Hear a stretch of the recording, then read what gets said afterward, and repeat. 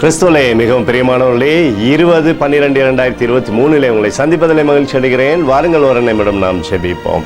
அன்பு தகப்பனே, இன்றைக்கும் என்னுடைய பாதுகாப்புக்காய் ஜெபிக்கும்படி என் தேவனுடைய சமூகத்தில் வருகிறேன்.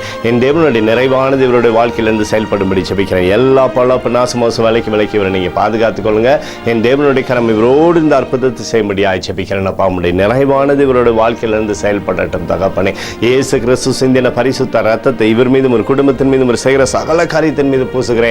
ஆகவே இந்த நாள் முழுவதும் தெய்வீக ஞானமும் கிருபையும் இவருடைய வாழ்க்கையில் இருக்கட்டும். அப்பா, சகலமும் நன்மைக்கு எதுவாக இவருடைய வாழ்க்கையில் நீர் செய்து தரும்படியாய் ஜெபிக்கிறேன். தகப்பனே, லூக்கா 6:36 உங்கள் பிதா இரக்கமுள்ளவராய் இருக்கிறது போல நீங்களும் இரக்கமுள்ளவராய் இருங்கள் என்று சொல்லி எழுதியிருக்கூடிய வார்த்தையின்படி அப்பா, இரக்கத்தினால் இவரை நிரப்பி வழி நடத்துங்க.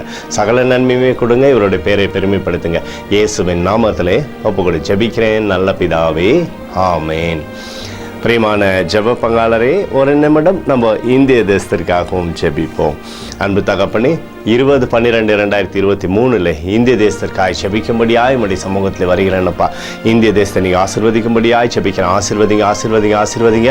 தேசத்தில் நன்மையும் கிருபையும் விடுதலையும் நீர் வைக்கும்படியாய் ஜெபிக்கிறேன். தேவனுடைய கரம் தேசத்திலிருந்து அற்புதத்தை செய்யட்டும். வியாதியோ துன்பமோ துயரமோ தேசத்தில் அணுகாதபடி நீங்கள் வேலி எடுத்துக்கொள்ளுங்க. எங்களுக்காக அடித்து நுரைக்கப்பட்டுக்கூடிய இயேசு கிறிஸ்துவும் அவர் சிந்தனை வெளியேறப்பட்ட ரத்தத்தை வைத்து ஒப்புக் கொடுக்கிறோம். ஆண்டவரே, அத்தோடு இந்திய தேசத்தில் எழுப்புதலை தரும்படியாய் ஜெபிக்கிறேன். எழுப்புதலை தருவீராக எழுப்புதல் எங்கள் கண்கள் பார்க்கும்படி நீர் ஆசீர்வதிக்கும்படி ஜெபிக்கிறேன். நேற்றும் இன்றும் என்று மாறாதவராகிய இயேசுவின் நாமத்திலே ஒப்புக்கொடு ஜெபிக்கிறேன் நல்ல பிதாவே, ஆமேன். பிரியமான ஜெப பங்காளர்களே, 22ஆம் தேதி கிறிஸ்மஸ் சேரிட்டி ப்ரோக்ராமுக்காக தொடர்ந்து ஜெபித்துக் கொள்ளுங்க. தேவைகள் சந்திக்கப்படணும், நன்மைகள் உண்டாகணும். கர்த்தருக்குள் நீங்கள் வளரும்படி உங்களை வாழ்த்தி ஆசீர்வதிக்கிறேன். ஆமேன்.